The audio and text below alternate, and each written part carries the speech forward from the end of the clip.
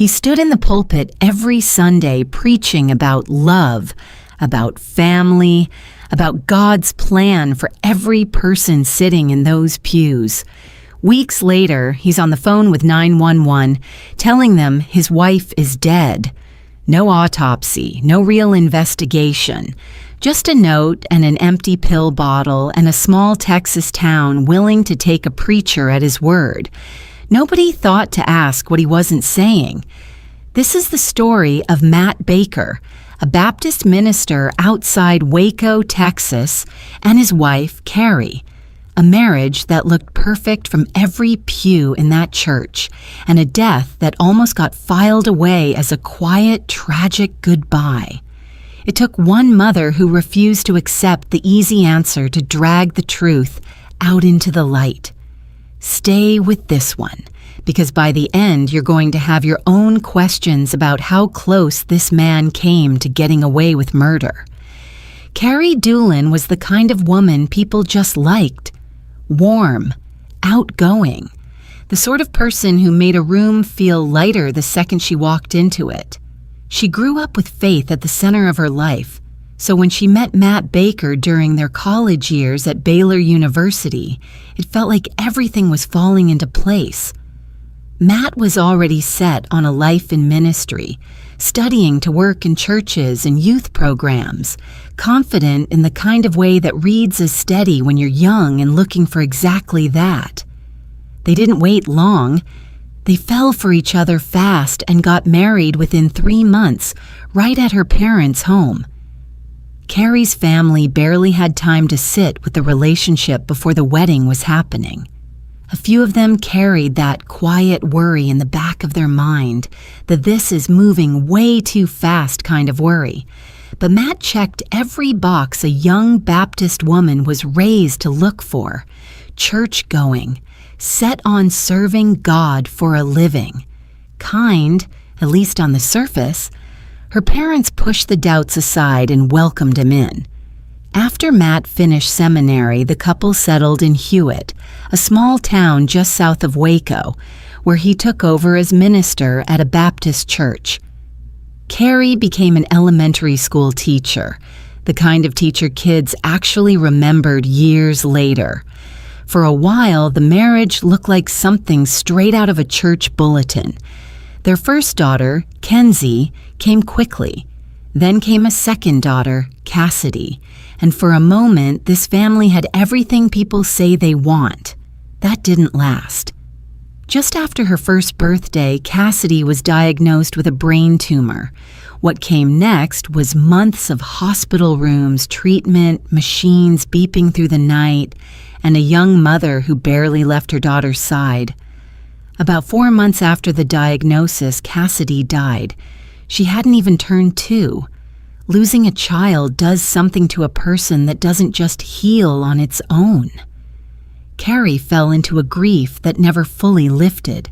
She leaned on sleep aids just to shut her mind off long enough to rest at night. She saw a grief counselor for a stretch, poured herself into her faith and her surviving daughter, and later welcomed a third daughter, Grace, born about 1.5 years after they buried Cassidy. To everybody around her, Kari was still Kari.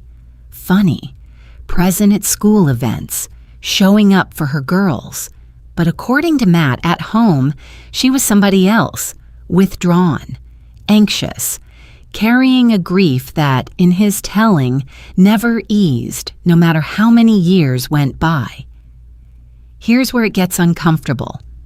At one point, Kari confided in her grief counselor that she'd found a bottle of crushed pills tucked inside Matt's briefcase, and that it scared her. She told the counselor she was afraid of her own husband. That conversation happened not long before she died. By 2005, 7 years after losing Cassidy, Kari still hadn't found solid ground. Matt would later describe a moment where the two of them were driving down the highway and Kari suddenly started hyperventilating in the passenger seat, reaching for the door handle while the car was doing 45 miles an hour. He says he grabbed her by the waistband and held on until he could pull over. His explanation afterward, she just wanted air. Not long after, he took her to see a doctor. She walked out with a diagnosis of depression and a prescription for antidepressants. People who knew Kari say she hated that label. She didn't want to hear the word depressed attached to her name. 1 month before Kari's death, records from Matt's workplace computer would later show searches for overdosing on sleeping pills and for a prescription sleep drug called Ambien, a drug Kari didn't have a prescription for. When this came out, Matt's explanation was that he was worried about how much medication his wife was taking, except he never once mentioned any of it to her actual doctor. Now, the last day Kari Baker was alive. It's a Friday. She has an interview lined up for a new teaching position, and by every account from people who saw her that day, she's in a great mood. Nervous walking in, sure, but she comes out feeling good about how it went. A friend runs into her right after and says she looked genuinely excited. This is not a woman coming apart. This is a woman looking forward to Monday. That night, according to Matt, Kari isn't feeling well. Tired? A little off. Still, they have a couple of wine coolers and settle in with the television on while their girls sleep down the hall. Around 11:10, Matt says Kari asks him to go put gas in the car and rent a movie. Late request. He goes anyway. He drives a short distance to a gas station, fills up, grabs a movie, and heads back. By his own account, the whole errand takes somewhere between 40 and 45 minutes. When he gets home, just before midnight, the bedroom door is locked. He says he grabs a screwdriver, pops the lock, and walks in. Kari is on the bed, unresponsive. He calls her name. Nothing. He touches her. Nothing. That's when he calls 911. Listen to how calm this call is. He tells the dispatcher, "I think my wife just committed suicide." When emergency responders arrive, they find Kari in a t-shirt and underwear. Matt later claims he dressed her himself from memory in the dark, while he was still on the phone with the dispatcher in a matter of seconds. Paramedics try. There's nothing left to do. Kari is dead. She's 31 years old. Now here's where this entire case nearly falls apart before it even starts. Hewitt, Texas doesn't have a medical examiner on call. So instead of ordering an autopsy, officers photograph the scene, take Matt's statement, and describe it over the phone to a justice of the peace. He rules it a suicide right then. No body examination, no toxicology. An empty bottle of sleep medication sits nearby. A typed note sits on the table, unsigned, even the signature typed out. Case closed. 3 days later, Kari is buried. Her funeral draws such a crowd that the church can't hold everyone, and the service has to move to a larger funeral home just to fit the mourners standing along the walls. And that right there could have been the whole story. A tragic ending, a grieving town. Everybody moves on. Except one person isn't buying a single word of it, and she's about to turn this entire case upside down. About a month after the funeral, Kari's mother, Linda Doolin, starts noticing things that don't sit right. She's not alone. Her sisters and a niece start asking the same questions, and together the group begins digging on their own, checking every detail the police never bothered to check. Friends start calling them Charlie's Angels, and once they get moving, they don't stop. Then Linda does something simple. She and Kari's father are still on the family cell phone plan, so she pulls the bill. What she finds stops her cold. In the weeks after Kari's death, Matt had called Kari's old cell phone roughly 180 times, some days as many as 17 calls, and nearly every one of those calls got answered. Kari was dead. So who was picking up? Linda's team traces it back to a young woman from Matt's church, Vanessa Bowles. Matt had given her Kari's old phone. When investigators first ask him about it, he brushes it off as nothing more than friendship. But the call volume tells a different story, especially once it becomes clear those calls started before Kari ever died, not after. That phone bill is the thread that unravels everything else. The family hires attorney Bill Johnston, a former federal prosecutor, and his team starts pulling on every loose end. A Texas Ranger named Matt Cawthon, a friend of Johnston's, agrees to help unofficially, frustrated that local police won't reopen the case.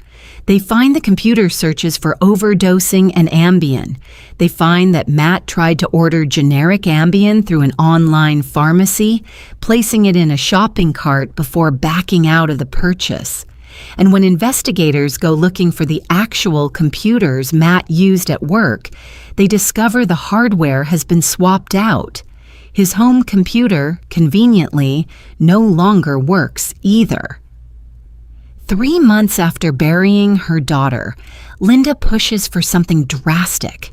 She has Kari's body exhumed for an autopsy. By then, the body has been embalmed, so blood testing is off the table. But muscle tissue tells its own story. Traces of Unisom and something else nobody expected, Ambien, a drug Kari was never known to take. There's more. The original crime scene photos show discoloration around Kari's nose and lips, the kind of marking a homicide expert will later say is consistent with a pillow pressed hard against someone's face. And there's lividity, the pooling of blood that settles in a body after death, found in a pattern that doesn't match the 40-minute window Matt gave police. Experts say Kari would have needed far more time than that to die and reach that stage. More than a year after Kari's death, the justice of the peace changes his ruling. Suicide is off the table. Her death is now officially undetermined. That's not a conviction. That's not even an arrest yet. But it's enough to make Hewitt police look at their own case file and wonder if they let a killer walk out of that house that night, still holding the phone. September 2007. Hewitt police finally have enough to act. Matt Baker is arrested for murder. He spends 25 days behind bars before posting a $500,000 bond and walking out to his 2 surviving daughters. But under Texas law, prosecutors have a strict window to get an indictment, and they miss it. Not enough hard evidence yet, no confirmed cause of death, nothing that survives a defense attorney tearing it apart in front of a jury. His bond is refunded. Matt goes back to his life. For a while, it looks like he's beaten this. Kari's parents don't stop.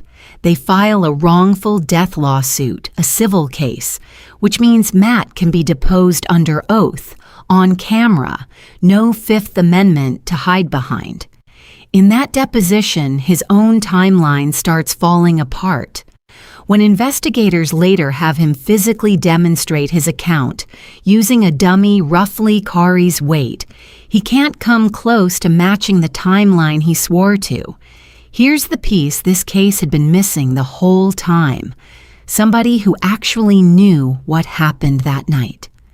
Vanessa Bowles, the young woman from Matt's church, had lied to police from the very beginning, denied any relationship with Matt, denied knowing anything about how Kari died.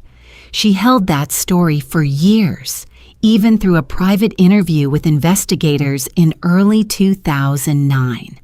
Then prosecutors subpoenaed her to the grand jury and offered her immunity, meaning nothing she said there could be used to charge her. With her attorney beside her, Vanessa finally talked. She testified that her affair with Matt had started before Kari died, not after, exactly like those phone records suggested. And she testified to something far worse.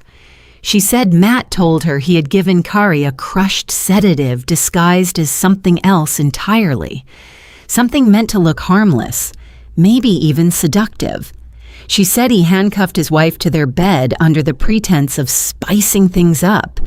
And once Kari was unconscious, she said he held a pillow over her face until she stopped breathing. Vanessa also testified that Matt told her he'd typed the suicide note himself, then pressed Kari's dead hand against the paper, just in case anyone ever checked it for fingerprints. That testimony was enough. In March 2009, nearly 3 years after Kari died, Matt Baker was indicted and arrested again. The trial opened in January 2010 in Waco. Matt's own defense attorney admitted the affair had been real, a fact Matt had denied to police, to his family, and to television cameras for years. His new argument: Matt was only on trial because he'd lied about cheating, not because he was a killer. The jury didn't see it that way. After roughly 7.5 hours of deliberation, they found Matt Baker guilty of murder. At sentencing, the courtroom heard something the jury hadn't.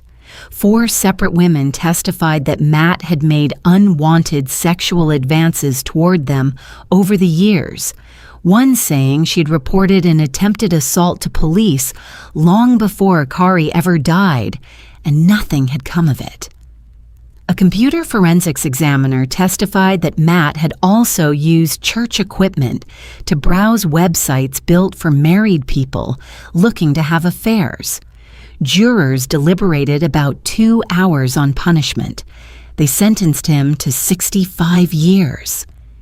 As deputies led him out of the courtroom, Matt turned to his mother. "Love you, Mom," he said. "Take care of Kenzie and Grace." He has maintained his innocence ever since.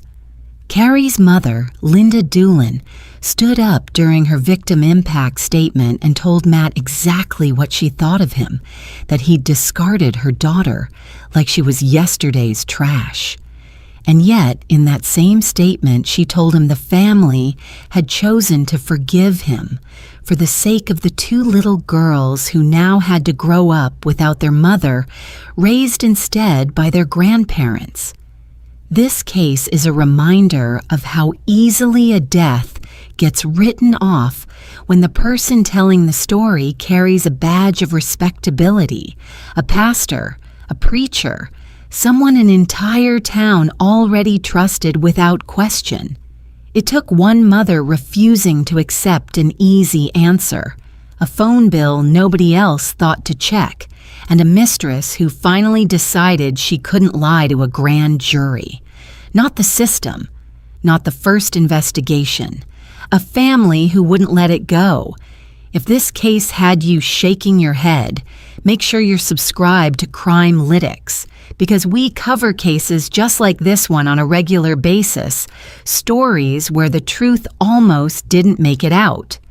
Drop a comment and let us know what stood out to you most in this one: the phone bill, the affair, or the note. And if you haven't already, hit that subscribe button because you do not want to miss what we've got coming next.